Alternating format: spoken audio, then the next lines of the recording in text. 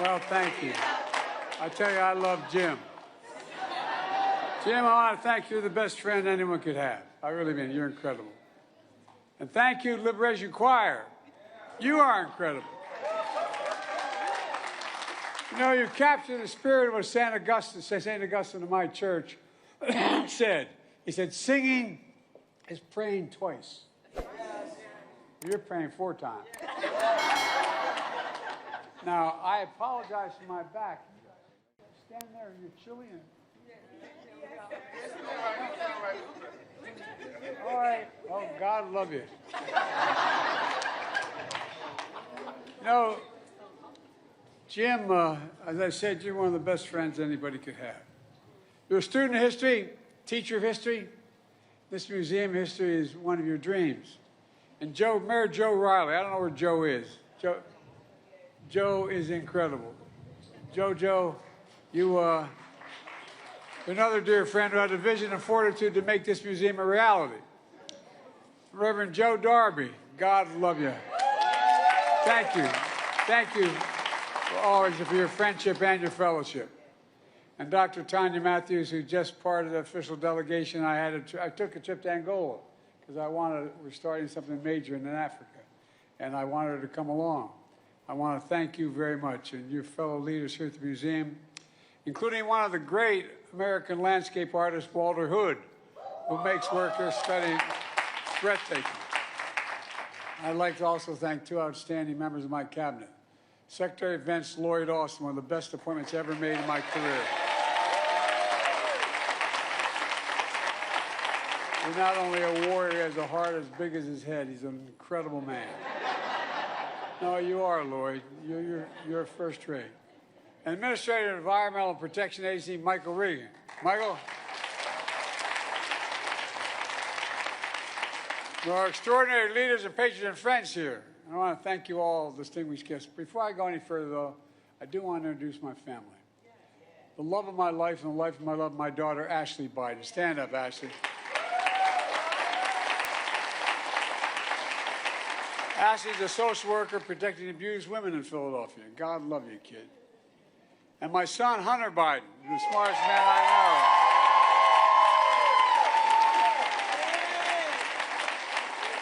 know. And my grandson, named after his uncle, Bo's not here, Bo Biden. And that beautiful lady sitting next to Hunter is his wife. And guess what? She's from South Africa.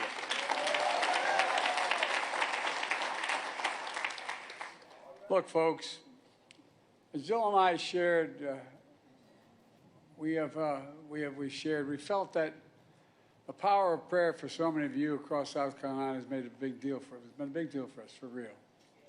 That's why at our last full day in office, we wanted to be here with you in South Carolina.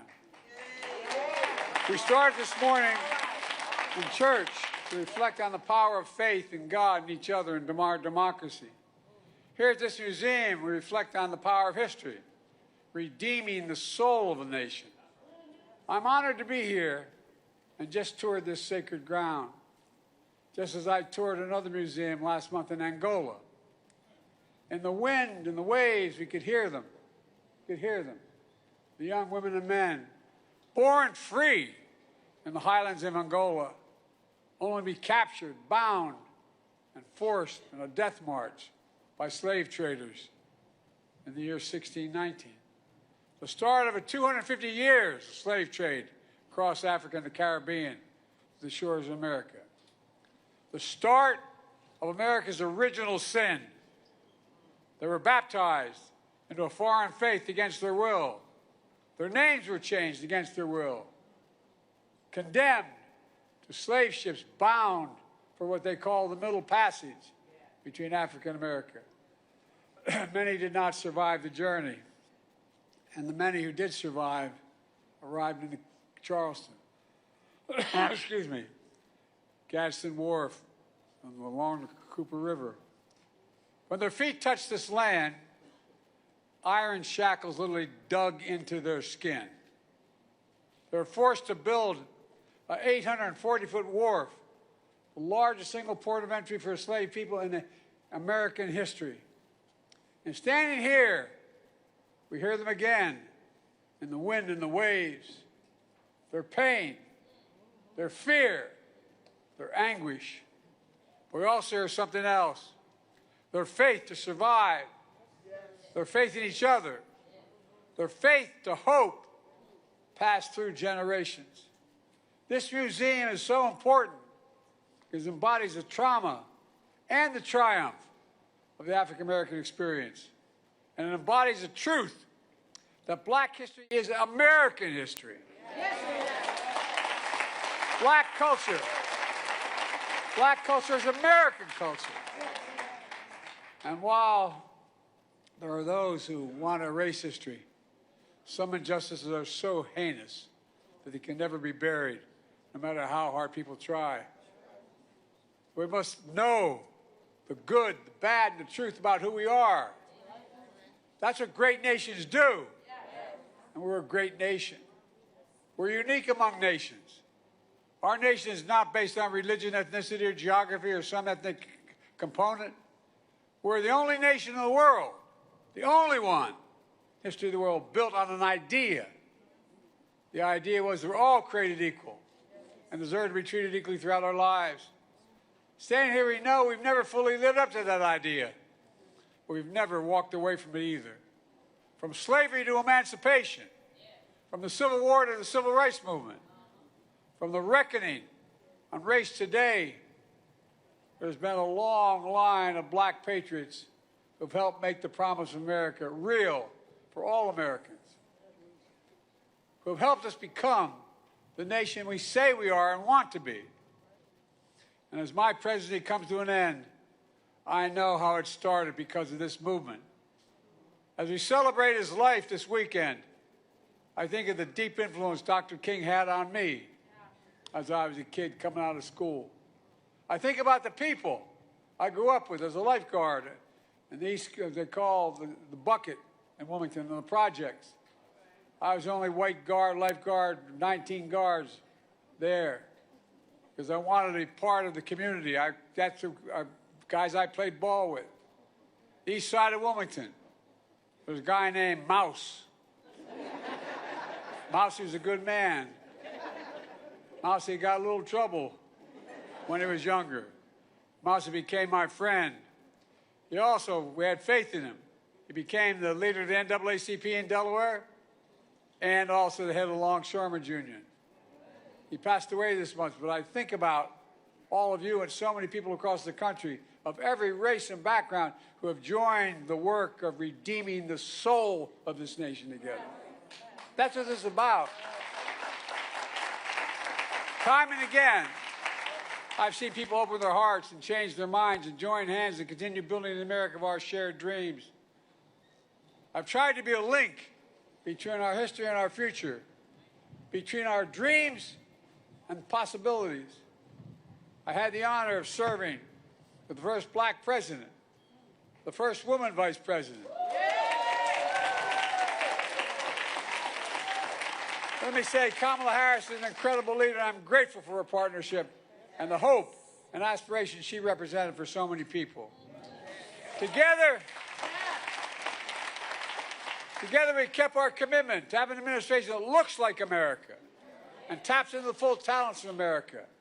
I guaranteed we'd have an administration that looked like America. We had more women in the cabinet, more African Americans, including the first black Secretary of Defense and a man of great honor.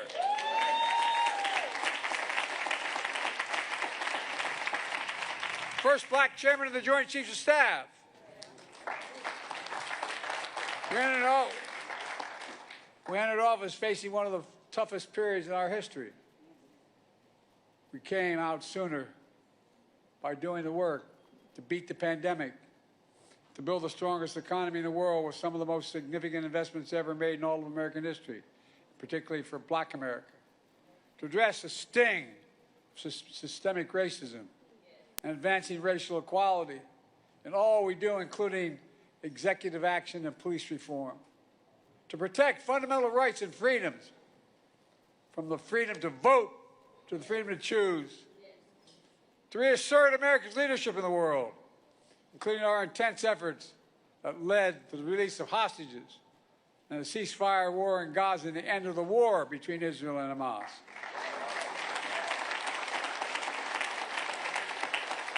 A lot of people said we couldn't do it, but this community knew we could do it. In front of the White House, built by an enslaved people, we celebrated Juneteenth, a federal holiday that I named, and introduced the first black woman on the United States Supreme Court.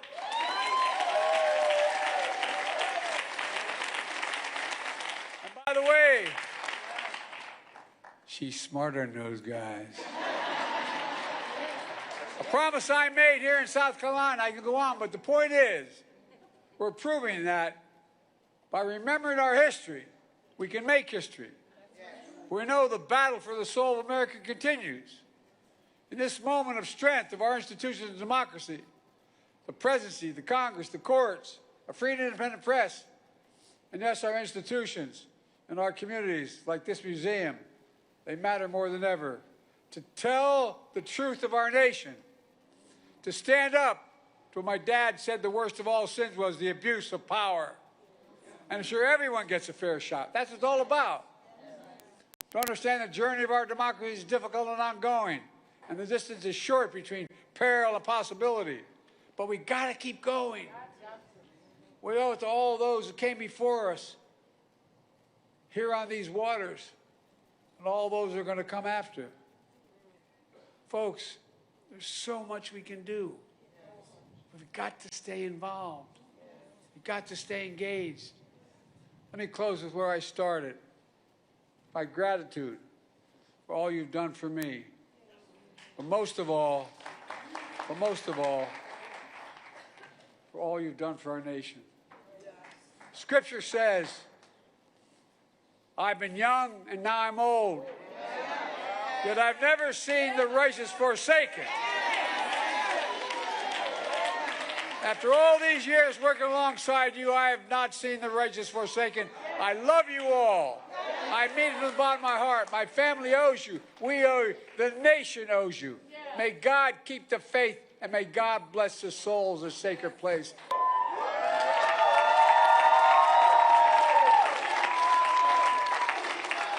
Well, thank you. I tell you, I love Jim. Jim, I want to thank you. You're the best friend anyone could have. I really mean it. You're incredible. And thank you, Liberation Choir. You are incredible. You know, you capture the spirit of what St. Augustine of my church said. He said, singing is praying twice. Well, you're praying 4 times. Now, I apologize for my back.